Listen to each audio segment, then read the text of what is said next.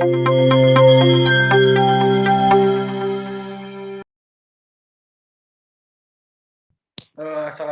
warahmatullahi wabarakatuh. Perkenalkan kami dari kelompok 6. Kami di sini akan menyampaikan materi tentang perubahan budaya organisasi. Adapun anggota dari kelompok 6 yaitu ada 3 orang. Yang ke satu adalah Renaldi Ahmad Pradana, yang kedua adalah Muhammad Habib Amar, dan yang terakhir saya sendiri Ilmal Dirupana. Untuk penyampaian materi langsung saja. Untuk yang pertama bisa disampaikan oleh Saudara Renaldi. Silakan. Ya, baik. Terima kasih, Ilmal. Transformasi nilai budaya organisasi. Pengertian dan tujuan budaya organisasi. Budaya organisasi adalah norma-norma perilaku, sosial, dan moral yang mendasari setiap tindakan dalam organisasi dan dibentuk oleh kepercayaan, sikap, dan prioritas para anggotanya. Merupakan norma yang terdiri dari keyakinan, sikap, core values, dan pola perilaku orang dalam organisasi.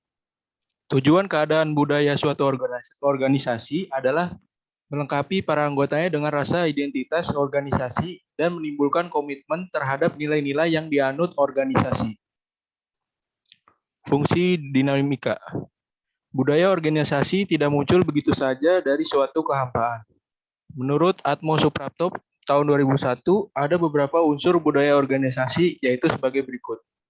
A. Lingkungan usaha akan menentukan apa yang harus dikerjakan untuk mencapai keberhasilan. B. Nilai-nilai yang merupakan konsep dasar dan keyakinan.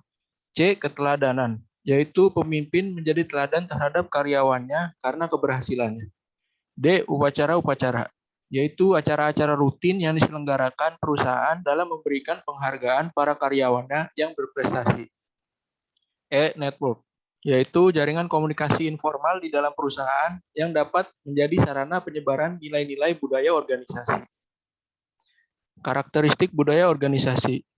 Menurut Robin S. di tahun 2003 ada 5 karakteristik budaya organisasi, yaitu yang pertama, inovasi dan keberanian mengambil risiko.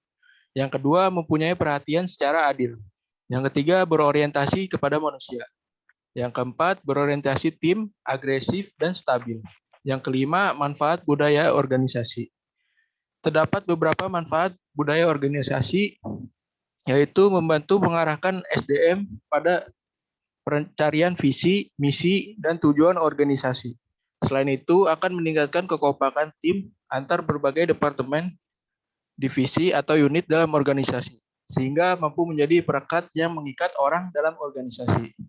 Untuk slide selanjutnya akan disampaikan oleh rekan saya, Habib. Terima kasih atas waktunya. Sekarang saya akan menjelaskan tentang menyatukan nilai subkultural.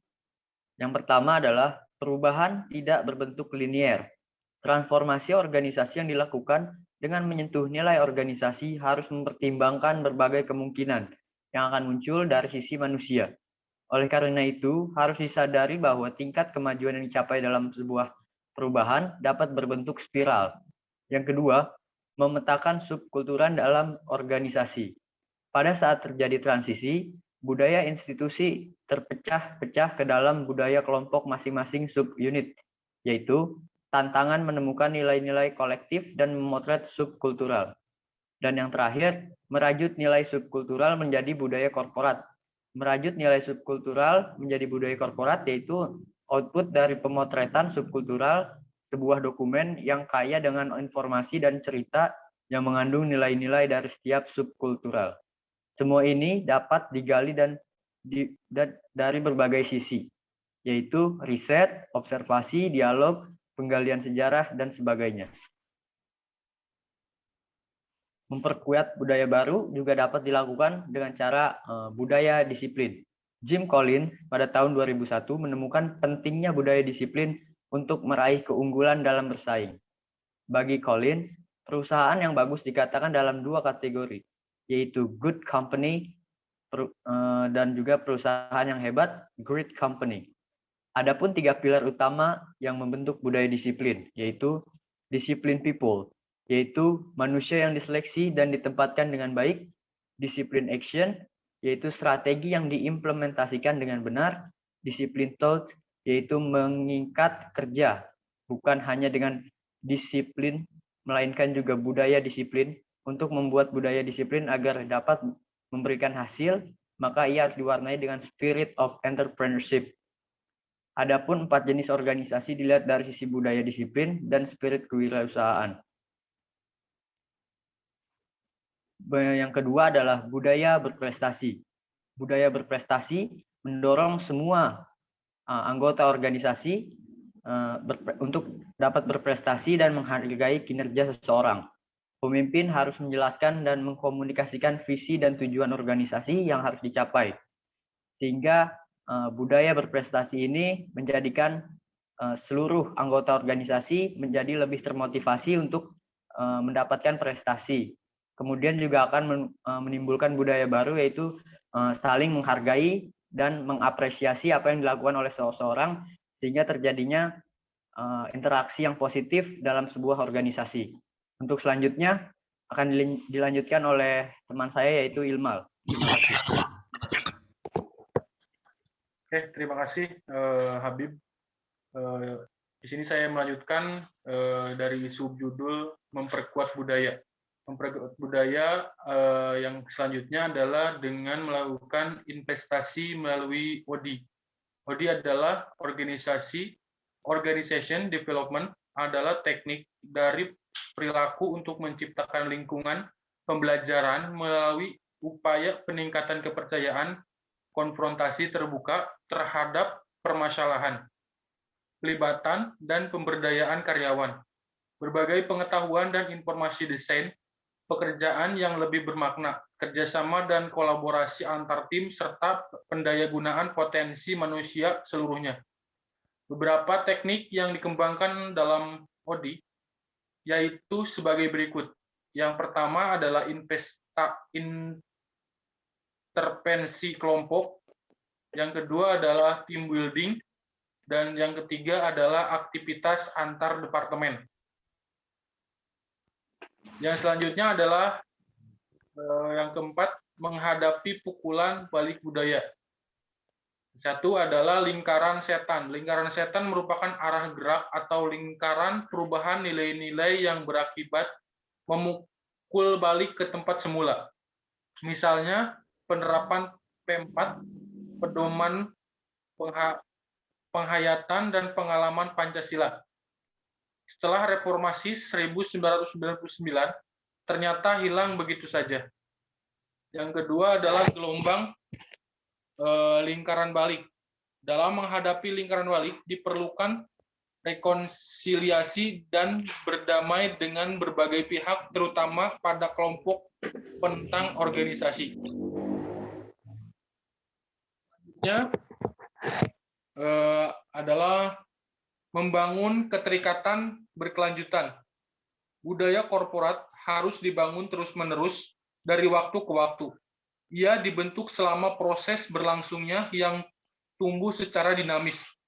Mengapa top eksekutif hanya tertarik sekali saja dalam kepemimpinannya? Membicarakan budaya korporat, hal tersebut disebabkan beberapa hal, yaitu mereka berasumsi budaya korporat adalah bersifat self-propelling, artinya sekali sentuh akan berputar dan bekerja sendiri. Yang kedua adalah eksekutif disibukkan dengan urusan kinerja korporat. Untuk mengatasi hal tersebut, diperkenalkan konsep keterikatan horizontal. Terdapat 3 komponen dalam konsep atau model ini, yaitu sebagai berikut. Adanya spesialisasi, orang-orang akan bekerja sesuai dengan kompetensi yang akan memupuk keahlian setiap departemennya. Misalkan R&D, produksi, dan pemasaran. Yang selanjutnya adalah yang terakhir, ada implementasi transformasi nilai-nilai. Transformasi nilai budaya adalah bentuk perubahan yang sangat sulit, sangat mendasar, butuh banyak waktu, tetapi merupakan faktor yang sangat menentukan keberhasilan perubahan.